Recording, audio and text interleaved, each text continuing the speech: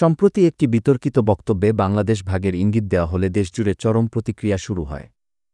এই ইস্যুকে কেন্দ্র করে মৌলবাদী গোষ্ঠীগুলোর তৎপরতা বাড়তে থাকায় বিষয়টি জাতীয় নিরাপত্তা মহলে উদ্বেগ তৈরি করেছে। এ অবস্থায় সেনাবাহিনী প্রধান এক প্রেস ব্রিফিংয়ে স্পষ্ট ভাষায় বলেন, বাংলাদেশের সংহতি ও সার্বভৌমত্ব নিয়ে কোনো রকম আপস নয়। দেশের শান্তিশৃঙ্খলা নষ্ট করার যেকোনো অপচেষ্টা কঠোর হাতে দমন করা হবে। সেনাপ্রধানের বক্তব্যে মৌলবাদীদের প্রতি একটি কড়া বার্তা ছিল, যেখানে দেশবিরোধী কার্যকলাপে সম্পৃক্ত যেকোনো গোষ্ঠীর বিরুদ্ধে আইনের সর্বোচ্চ প্রয়োগের কথা উল্লেখ করা হয়। এদিকে বিশিষ্ট রাজনৈতিক বিশ্লেষক ও সাবেক কূটনীতিক ওয়াকার হাসান সাংবাদিকদের বলেন, বাংলাদেশের ভাগের মতো স্পর্শকাতর বিষয়ে কথা বলা শুধু বিপজ্জনকী নয়, এটি দেশদ্রোহিতার শামিল।